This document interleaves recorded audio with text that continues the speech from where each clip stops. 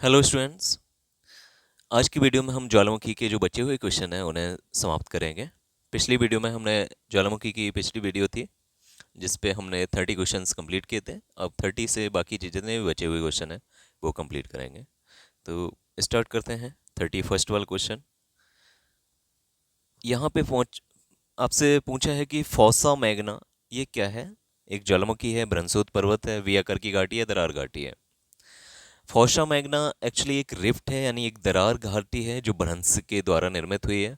और ये कहाँ पे है? एक जापान का जो हॉन्शू आइलैंड है, जापान पे हॉन्शू द्वीप है, वहाँ पे है ये। फॉल्ट वैली है, यानी रिफ्ट वैली है फॉसा मैग्ना। नेक्स्ट क्वेश्चन है ईयरवस ज्वालामुखी कहाँ स्थित है, यानी माउंट एरेवस ज्वालामुखी कहाँ पे स्थित है। तो ये रॉस द्वीप पे है माउंट एरेवस।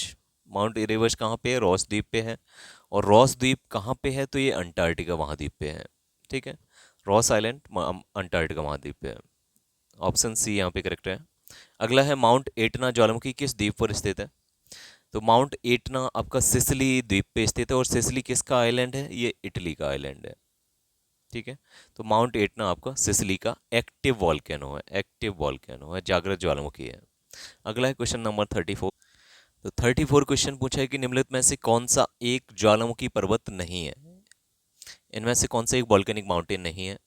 माउंट फिजियामा ये ज्वालामुखी पर्वत है, ये जापान का ज्वालामुखी पर्वत है। अगला है माउंट एंडीज, ये भी आपका ज्वालामुखी पर्वत, यहाँ पे भी पाए जाते हैं। विशुबियस, ये भी माउंट विशुबियस ये ज्वालामुखी पर्वत है, इटली का है। वॉसेज ये ज्वालामुखी पर्वत नहीं है, ये फ्रांस का एक ब्लॉक माउंटेन है, ब्लॉक पर्वत है या ब्रंसोत पर्वत है। तो इस तरीके से आपको ये बॉसेस माउंटेन है, ये फ्रांस का है। और इसके दूसरी तरफ है माउंट ब्लैक फॉरेस्ट, ये जर्मनी का ब्रंसुत पर्वत या ब्लॉक माउंटेन है। और इन दोनों के बीच में एक दरार घाटी है, एक रिफ्ट वैली है जिसे बोलते हैं राइन रिफ्ट वैली, यानी जिससे राइन नदी होके गुजरती है। तो एक तरफ माउंट बॉसजेस फ्रांस का और दूसरी तरफ माउंट ब्लैक फॉरेस्ट जर्मनी का, और दोनों ही ब्लॉक माउंटेन है। ठीक है, तो यहाँ पे जो करेक्ट आंसर है कि ज्वालामुखी पर्वत नहीं है, वो माउंट बॉसजेस हो जाएगा। अगला है माउंट वेसुवियस ज्वालामुखी किस देश में स्थित है। तो माउंट वेसुवियस इटली देश में स्थित है, ये जागृत ज्वालामुखी यानी एक्टिव वॉल्केनो है। अगला है मौना लोआ उदाहरण है, किस चीज़ का उदाहरण है। प्रसुप्त ज्वालामुखी का, सक्रिय ज्वालामुखी का, ज्वालामुखी क्षेत्र में पठार का, या मृत ज्वालामुखी का। जो आपका माउंट मोना लोहा है ये हवाई द्वीप पर स्थित है, हवाई यूएसए का पार्ट है, और ये सक्रिय ज्वालामुखी है। अगला है माउंट क्रिकेटाओ ज्वालामुखी निम्नलिखित में से किस द्वीप समूह में स्थित है। तो माउंट क्रिकेटाओ ये इंडोनेशिया का आपका ज्वालामुखी पर्वत है। अगला है निम्नलिखित में से कौन सा युग्म सुमेलित नहीं है। एटना इटली का है, फिजियामा जापान का, पोपा म्यांमार, क्रिकेटाओ मलेशिया। तो इन चारों में से जो गलत है वो है क्रिकेटाओ मलेशिया, यानी क्रिकेटाओ मलेशिया का ना होते हुए ये कहाँ का है? इंडोनेशिया का है। और बाकी सभी सही हैं। एटना इटली का ही है, फिजियामा जापान का है, पोपा म्यांमार में है।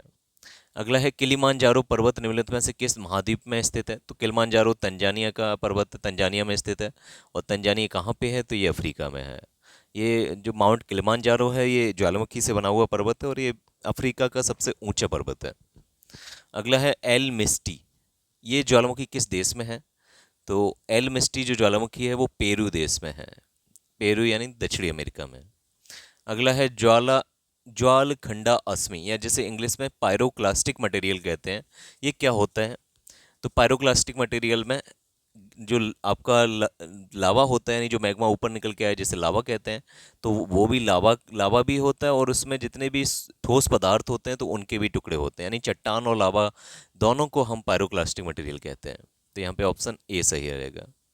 अगला है फिलीपींस में कौन सा ज्वालामुखी लगभग 6 शताब्दियों तक सुप्त सुप्त रहने के बाद फट पड़ा था। कहाँ की बात हो रही है? फिलीपींस की बात हो रही है। तो ऑप्शन ए है बेरिन, दूसरा है फ्यूजियामा, माउंट उनजेन, या माउंट पिनीटेबो। तो यहाँ पे जो ऑप्शन करेक्ट है वो है माउंट पिनेटेबो। ये माउंट पिनेटेबो ये फिलीपींस में एक ज्वालामुखी पर्वत था जो 6 शताब्दियों तक सुप्त रहने के बाद फट पड़ा था, यानी ये डोरमेंट वॉल्केनो है, डोरमेंट है जो कुछ समय के लिए शांत हो जाता है, बाद में फिर से उसमें उद्गार होने लगता है। और बाकी जो माउंट बैरन है ये इंडिया में है, माउंट फिजियामा जापान में है, माउंट उनजेन जो है, माउंट उनजेन ये आपका जापान का पर्वत है माउंट उंजेन, और ये क्यूशू जो द्वीप है वहाँ पर स्थित है। अगला है क्रेटर ज्वाला, यानी जो क्रेटर होता है यानी जहाँ से ज्वालामुखी का सारा मटेरियल निकलता है, तो इस रीजन को क्रेटर बोलते हैं। और यही जब बड़ा हो जाता है तो इसे कैल्ड्रा बोलते हैं। तो जो क्षेत्र का जो ऊपरी भाग होता है जिसे क्रेटर बोलते हैं, वह मुख्यतः किस आकृति के बने होते हैं? तो वो किस आकृति का होता है? वो कीफ या फनल टाइप का होता है, कीफाकार होता है, यानी कुछ इस तरीके का दिखेगा।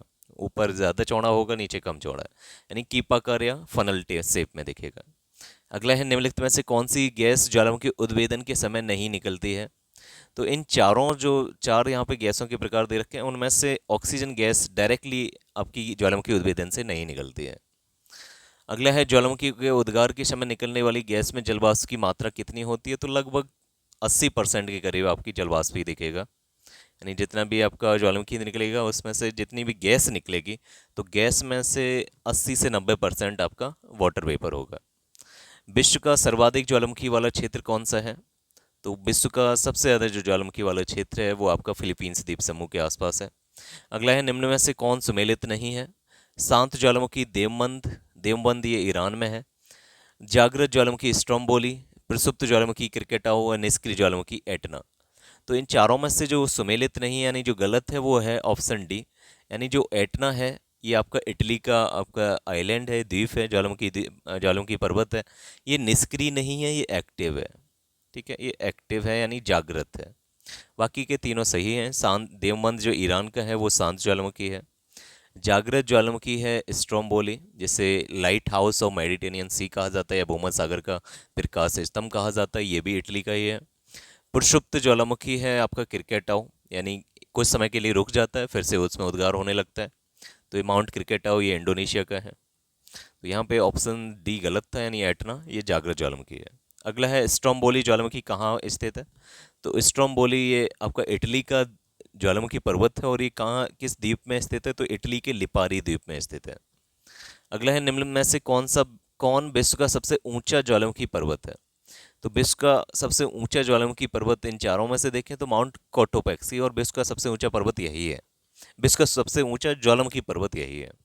और कोटोपैक्सी कहाँ पे? तो ये इक्वेडोर में है। और इक्वेडोर कहाँ पे है? तो ये दक्षिणी अमेरिका का एक देश है। अगला है माउंट एरेवस ज्वालामुखी निम्न में से किस महाद्वीप में स्थित है? तो माउंट एरेवस यह एक रॉस आइलैंड द्वीप है, वहाँ पर स्थित है। और रॉस आइलैंड किस का पार्ट है? तो रॉस आइलैंड अंटार्कटिका का पार्ट है, यानी माउंट एरेवस ज्वालामुखी अंटार्कटिका महाद्वीप का पार्ट है। अगला है निम्न में से कौन प्रसुप्त ज्वालामुखी है? प्रसुप्त ज्वालामुखी means dormant volcano. Dormant volcano वो वॉल्केनो होते हैं जो कुछ समय के लिए उसमें उद्गार, एक बार उद्गार हुआ फिर बीच में रुक गया कुछ समय के लिए उद्गार होना, और फिर से कई सालों के, कई हजार साल या सैकड़ों सालों के बाद फिर से उद्गार हो जाता है उसमें। तो इसको बोलते हैं डोरमेंट वॉल्केनो या प्रसुप्त ज्वालामुखी। तो इन तीन चारों में से कौन सा है? तो क्रिकेटाओ जो वॉल्केनो है ये इसी प्रकार का है जो इंडोनेशिया का पार्ट है। अगला हम देखते हैं क्वेश्चन नंबर 52, जिसमें बोला है कि सक्रिय ज्वालामुखी इनमें से कौन सा नहीं है? ऑप्शन ए है स्ट्रोम्बोली, किलिमांजारो, एटना या कोटोपैक्सी। तो इन चारों में से सक्रिय ज्वालामुखी नहीं है, तो यहाँ ऑप्शन बी किलिमांजारो आपके सामने है। माउंट किलिमांजारो ये तंजानिया का ज्वालामुखी पर्वत है, और ये अफ्रीका का सबसे ऊंचा ज्वालामुखी पर्वत है। ये आपका एक्टिव नहीं है यानी सक्रिय ज्वालामुखी नहीं है, ये आपका मृत ज्वालामुखी है, मृत ज्वालामुखी है या शांत ज्वालामुखी जिसे हम कहते हैं। अगला है निम्न में से कौन मृत ज्वालामुखी नहीं है? चिम्बोरेजो, कोहो सुल्तान, मोना लोया, देवमन। तो इन जो चार हैं उसमें से तीन आपके चिम्बोराजो, कोहो सुल्तान और देवमन ये तीनों ही मृत ज्वालामुखी हैं, जबकि मोना लोआ ये सक्रिय ज्वालामुखी है, एक्टिव वॉल्केनो है जो हवाई द्वीप पर स्थित है, और हवाई द्वीप है यूएसए का पार्ट। अगला है 10,000 दुहारों की घाटी, अब वैली ऑफ स्मोक्स कहाँ पाई जाती है? तो जो वैली ऑफ स्मोक है ये आपके इन चारों में से अलास्का में पाई जाती है, और अलास्का किसका पार्ट है? यूएसए का पार्ट है, जो पहले कभी यूएसएसआर का पार्ट हुआ करता था, जहां पर 10,000 दुहारों की घाटी या वैली ऑफ स्मोक्स पाया जाता है। अगला है विस्फोट की तीव्रता के आधार पर ज्वालामुखियों के प्रकारों का सही आरोही क्रम कौन सा होगा? अभी तक जो हमने ज्वालामुखियों के प्रकार देखे थे वो समय के आधार पे, यानी उनके उद्गार के समय के आधार पे देखे थे कि कितने कितने समय के बाद उन पे उद्गार हो रहे हैं, यानी वापस से ज्वालामुखी क्रिया हो रही है। तो उसमें 3 प्रकार के ज्वालामुखी हमारे सामने थे कि एक एक्टिव वॉल्केनो यानी सक्रिय ज्वालामुखी, दूसरा था आपका डोरमेंट वॉल्केनो यानी प्रसुप्त ज्वालामुखी, तीसरा था मृत ज्वालामुखी या डेड वॉल्केनो। अब हम विस्फोट की तीव्रता के आधार पर देखेंगे कि ज्वालामुखी कितने प्रकार के होते हैं। तो यहाँ पर बेसिकली 4 प्रकार के ज्वालामुखी, वैसे 6 प्रकार के दे रखे हैं कहीं कहीं, लेकिन 4 प्रकार के ज्वालामुखी आपको याद रखने होंगे जो विस्फोट के आधार पे होंगे, जो इस क्वेश्चन में दे रखे हैं। यहाँ हम देखते हैं कि विस्फोट की तीव्रता के आधार पर हम ज्वालामुखियों को 4 वर्गों में वर्गीकृत किया कर सकते हैं। एक हो जाएगा हवाईयन हवाईयन प्रकार के ज्वालामुखी, दूसरा हो जाएगा स्ट्रोम्बोलियन प्रकार के ज्वालामुखी, तीसरा हो जाएगा बल्केनियन प्रकार के ज्वालामुखी, और चौथा हो जाएगा जिसमें सबसे ज़्यादा तीव्रता होती है पिलियन प्रकार के ज्वालामुखी। अब एक एक करके सब देख लेते हैं। जो हवाईयन ज्वालामुखी है यह सबसे कम विस्फोटक प्रकार के होते हैं। यहाँ पे जो लावा है वो एसिडिक नहीं है, ये बेसिक लावा है, जिसकी वजह से लंबी दूरी तक यहाँ पे लावा फैल जाता है और वो बड़ा पर्वत या बड़ा विस्फोट नहीं करता, यानी सबसे कम विस्फोट होता है हवाईयन द्वीप पे, हवाईयन प्रकार के ज्वालामुखियों में, जिसमें लावा बहुत पतला यानी कम चिपचिपा वाला होता है, जिसमें विस्कोसिटी कम होती है, जिससे लावा ये बहने लगता है और बड़े बड़े ढलान वाले सील्डों का निर्माण करता है। अब इसका उदाहरण है हवाई के ज्वालामुखी, कुछ इसी प्रकार के हैं। दूसरा प्रकार है स्ट्रोम्बोली ज्वालामुखी। इन विस्फोटों में मैग्मा के छोटे कण लावा के फव्वारे के रूप में निकलते हैं और फिर राख के रूप में वापस गिर जाते हैं। यह हवाईयन से थोड़ा अधिक विस्फोटक होता है, इससे सिंडर कोन के निर्माण में सहायक है।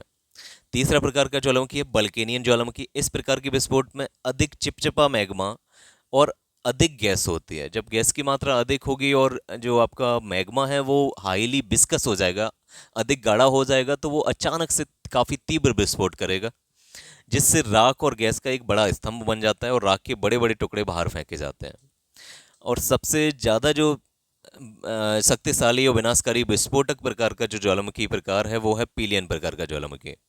इसमें अत्यधिक गैस समृद्ध और गाढ़ा फेल्सिक या एंडेसाइटिक मैग्मा होता है, जो तेजी से फैलता है और इससे अत्यधिक शक्तिशाली राख और गैस का एक विशाल स्तंभ बनता है, जो बहुत ऊंचाई तक पहुंच सकता है। इसका उदाहरण है कि 69वीं ईस्वी में माउंट वेसुवियस एक ज्वालामुखी उद्गार हुआ था। तो जो माउंट वेसुवियस है वो भी आपका पिलियन प्रकार का ही ज्वालामुखी है। तो ये आपकी विस्फोटकता के आधार पर ज्वालामुखी थे या विस्फोट की तीव्रता के आधार पर ज्वालामुखियों का क्रम था। तो यहाँ जो 55वां क्वेश्चन है, इस विस्फोट की तीव्रता के आधार पर ज्वालामुखी के प्रकार को सही आरोही क्रम करना है। तो यहाँ पे ऑप्शन बी सही रहेगा, जिसमें हवाई तुल्य जो ज्वालामुखी हैं वो उनकी जो विस्फोट की तीव्रता होती है वो कम होती है, उससे ज़्यादा स्ट्रोम्बोली तुल्य की होती है। इसके बाद बल्केनियन जो ज्वालामुखी प्रकार हैं उनकी और ज़्यादा होता है, और सबसे ज़्यादा जो विस्फोटकता होती है वो पिलियन प्रकार के ज्वालामुखियों की होती है। तो ऑप्शन बी यहाँ पे सही रहेगा। अगला है निम्न में से किस प्रकार के ज्वालामुखी में सर्वाधिक विस्फोटक उद्गार होता है। तो यहाँ पे अभी देखा आपने, जो पिलियन प्रकार के ज्वालामुखी होते हैं उनमें सबसे ज़्यादा विस्फोटक तीव्रता होती है। अगला है पहले के वाल पेलेस हेयर, इनका संबंध निम्न में से किसके प्रकार के ज्वालामुखियों से है। तो जो पेलेस हेयर होते हैं, बेसिकली ये जो लावा निकलता है उसका एक जो हमारे जैसे बाल होते हैं उसी प्रकार से लावा बन जाता है। इसका हम फोटो अभी दिखा देंगे, यानी लावा के पतले धागे बन जाते हैं। और ये कहाँ पे है, और ये यानी इन धागों को पेलेस ईयर कहा जाता है, क्योंकि ये जो जहाँ पे होते हैं उस द्वीप पर जो सबसे पूजे जाने वाली जो देवी हैं उनका नाम है पेले।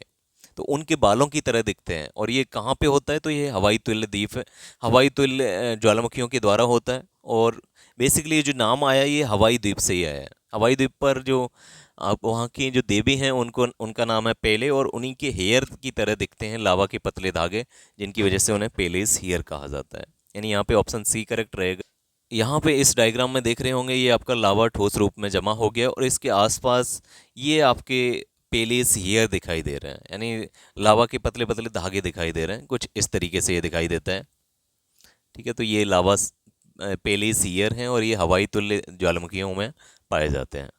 अगला क्वेश्चन था कि निम्नलिखित में से किस प्रकार के ज्वालामुखी को पिलियन तुल्य ज्वालामुखी भी कहा जाता है। तो यहाँ पे जो करेक्ट आंसर है विषुवीय तुल्य, यानी पिलियन तुल्य ज्वालामुखी किन को और को कहा जाएगा, तो विषुवीय तुल्य के ज्वालामुखियों को पिलियन जैसा ही ज्वालामुखी कहा जाता है। अगला है पृथ्वी की सतह के नीचे द्रवीभूत सेल कहलाता है, यानी पृथ्वी के परत के नीचे जो द्रव के आकार में यानी जो लिक्विड फॉर्म में जो रॉक्स पाई जाती हैं उनको क्या कहा जाता है, तो उनको लावा सॉरी मैग्मा कहा जाता है। यानी पृथ्वी की सतह के नीचे उन्हें मैग्मा कहा जाएगा, जब सतह के ऊपर आ जाएंगे तो उन्हें लावा कहा जाएगा। यहाँ पे ऑप्शन डी सही रहेगा। अगला है रिंग ऑफ फायर को आप निम्नलिखित में से किस महासागर से संबंध करेंगे, यानी रिंग ऑफ फायर कहाँ पर लोकेटेड है, किस महासागर के किनारों पर लोकेटेड है, तो ये प्रशांत महासागर के दोनों तटों पर लोकेटेड है रिंग ऑफ फायर। बेसिकली यहाँ पे ज्वालामुखी बहुत ज़्यादा हैं, जिसकी वजह से एक रिंग दिखता है, एक सर्किल दिखता है जिसमें बहुत ज़्यादा आग निकल रही है, अग्नि निकल रही है, जिसकी वजह से हम इसे रिंग ऑफ फायर कहते हैं। अगला है ज्वालामुखी की सक्रियता अधिक कहाँ पाई जाती है, तो ज्वालामुखी की सक्रियता सबसे अधिक हवाई द्वीप पे पाई जाती है। अगला है संसार का सर्वाधिक सक्रिय ज्वालामुखी कहाँ पे है, कोटोपेक्सी, फ्यूजियमा, किलाउ या वेसुवियस, तो यहाँ पे सबसे ज़्यादा जो संसार का सबसे ज़्यादा सक्रिय ज्वालामुखी है वो माउंट किलाउ है। और माउंट किलाउ किसका पार्ट है, तो ये हवाई द्वीप का पार्ट है जो यूएसए में है। अगला है हाल के दिनों में सबसे विनाशकारी ज्वालामुखियों में से एक किलाउ ज्वालामुखी कहाँ पर स्थित है, तो जो माउंट किलाउ है ये कहाँ पे स्थित है, ये हवाई द्वीप पर स्थित है।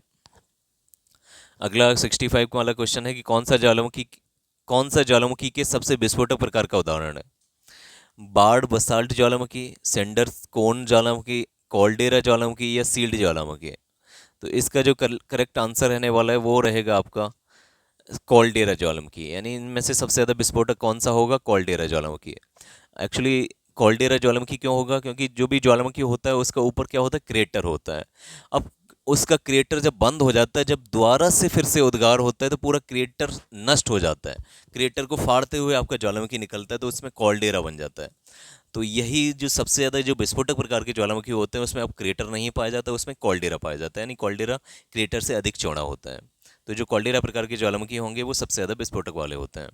अगला है ज्वालामुखी विस्फोटक किस पेटी में सर्वाधिक हैं, तो ज्वालामुखी विस्फोटक सबसे ज़्यादा परिप्रशांत पेटी में पाए जाते हैं, परिप्रशांत महासागरीय पेटी में पाए जाते हैं, जैसे इंग्लिश में सर्कुम्पेसिफिक बेल्ट कहते हैं। तो इस तरीके से हमने वोल्केनो से संबंधित या ज्वालामुखी से संबंधित जितने भी क्वेश्चन थे ल्यूसेंट की बुक में वो सभी कंप्लीट कर लिए हैं। ये जो पीडीएफ है क्वेश्चंस की, ये मैं हमारे टेलीग्राम चैनल पे अपलोड कर दूंगा। टेलीग्राम चैनल का नाम है प्रोफेसर डायरी, और इसका जो लिंक है वो हमारे डिस्क्रिप्शन बॉक्स में पड़ा हुआ है या कमेंट सेक्शन वाले बॉक्स में भी पड़ा हुआ है। तो वहाँ से क्लिक करके आप हमारे टेलीग्राम चैनल को ज्वाइन कर लीजिए, सारी पीडीएफ वहाँ पे अवेलेबल है। थैंक यू, जय हिंद।